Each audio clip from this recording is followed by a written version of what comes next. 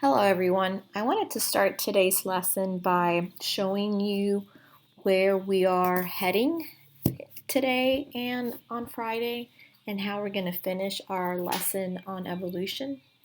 So for today's lesson, I wanted to give you an overview of early life and the theories of spontaneous generation, abiogenesis, endosymbiotic theory, and Miller-Urey experiment. Kind of like they are important theories that helped us understand pretty much the origin of life. So let's start with one of the first theories, which is spontaneous generation. So spontaneous generation is a hypothetical process by which living organisms develop from non-living matter. So as you can see in this slide here, frogs can develop from falling drops of rain, or mice can arise from sweaty underwear, or flies can arise from decaying meat. According to that theory, if you have a piece of cheese and bread and you wrapped it in rags and left it in a dark corner, then mice could spontaneously arise from those inanimate objects. So many people believed in spontaneous generation because it explained such occurrences as the appearance of maggots and decaying meat. But by the 18th century, it had become obvious that organisms could not be produced by non-living material. So the origins of microorganisms such as bacteria, for example, they weren't fully determined until Louis Pasteur proved in the 19th century that microorganisms reproduce via biogenesis. So here we see a couple of experiments that help to disprove the theory of spontaneous generation. And we now know, of course, that spontaneous generation is totally disproven and it cannot happen. So we see at the bottom here Francisco Redi's experiment, and it's a very well-known experiment, and you probably heard of Redi before. Redi was an Italian physician, and he was also a poet, and he demonstrated that the presence of maggots in meat that was decaying doesn't come from those maggots spontaneously arising, but actually these maggots that you see down here come from the flies laying eggs on the meat, and then those eggs hatch into maggots. So he proposed a very simple experiment. As you see down here, he had 3 flasks. One flask he left uncovered, the other flask he covered, and then the third flask he covered with a gauze. And as you can see, he put a piece of meat in all 3 flasks.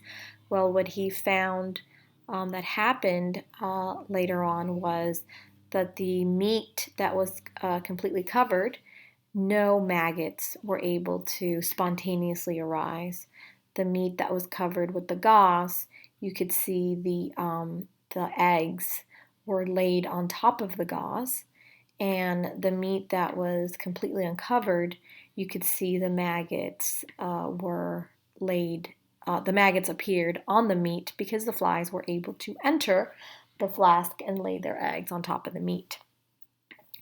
So this experiment, you would think, would disprove spontaneous generation, but surprisingly, there were still a few people that believed that the spontaneous generation process could still be applied for microorganisms, for example.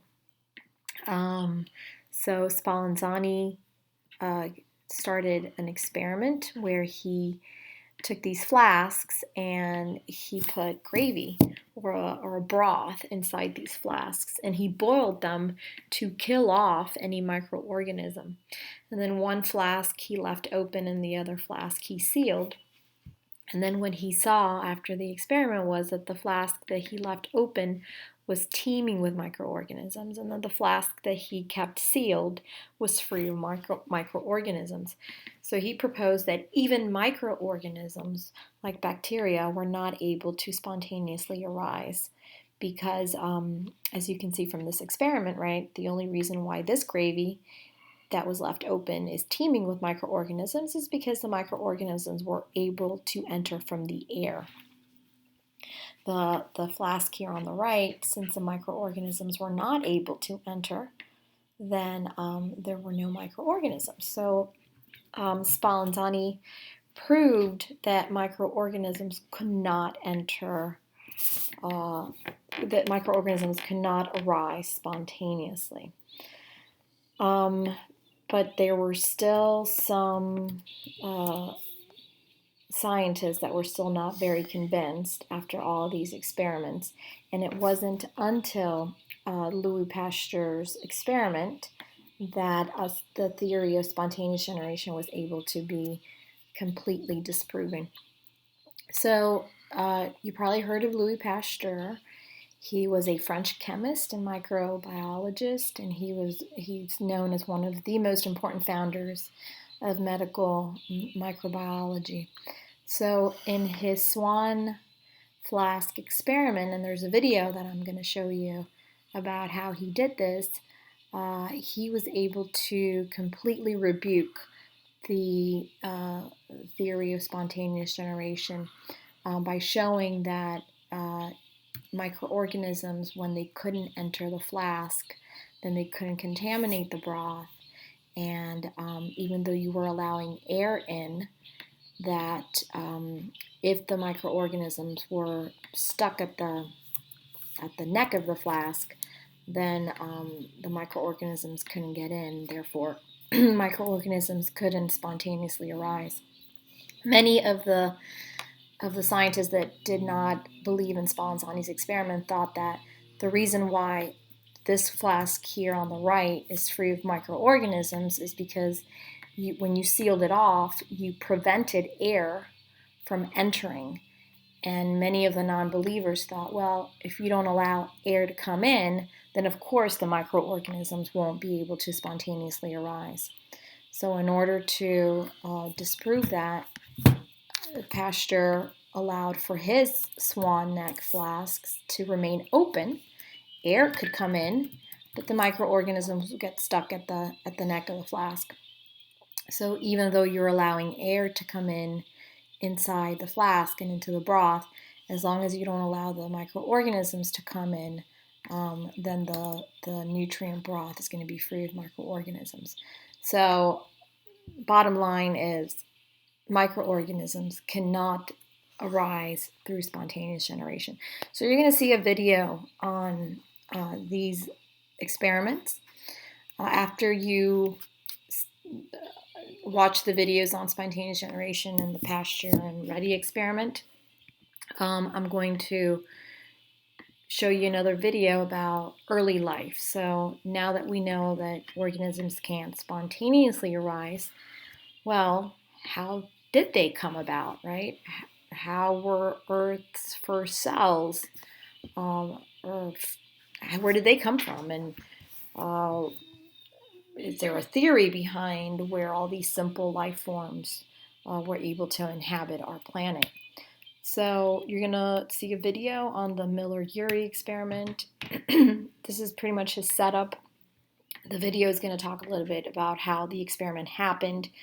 So in the 1950s, these two biochemists, Stanley Miller and Harold Urey, they conducted an experiment which demonstrated that several organic compounds could be formed spontaneously by simulating the conditions of early Earth's atmosphere. So in this apparatus, they recreated the ocean, they recreated the atmosphere, and they saw that some amino acids, which are the organic compounds, could spontaneously be formed and give rise to the first type of biotic compounds. So you're going to see a little bit about the recreation of early life Miller-Urey experiment in the video. And then you're going to watch an Amoeba Sisters video on the endosymbiotic theory. And this theory was first proposed by Boston University biologist Lynn Margulis in the late 1960s. And the endosymbiotic theory proposed that the main organelles of eukaryotic cells were actually primitive prokaryotic cells that had been engulfed by a different, bigger prokaryotic cell. So here you see how have two types of prokaryotic cells, a smaller one and a bigger one. And then that smaller bacteria, prokaryotic cell, gets engulfed into a bigger bacteria, and then over generations, that bacteria evolves into what we now know as mitochondria, for example, or as chloroplasts. So the Amoeba Sisters video is going to show you how this endosymbiotic theory was proposed, and it's going to talk about the mechanisms in a little bit more detail. Okay, so as we move on through the early history of our planet and life, it's important to consider the geologic time scale and pretty much when the origin of Earth started, which was 4.6 billion years ago. So this is how we are going to then be able to start studying classification of life and this vast amount of organisms that exploded in the Cambrian period, where we saw a rapid diversification of multicellular animal life. So that's going to take us into classification, which is our next unit. And when we start studying classification, we're going to learn a little bit more about binomial nomenclature. This is how we name species and the differing kingdoms and phyla. And we'll see some of that coming up later on. All right, that's it for today, guys. Have a wonderful day.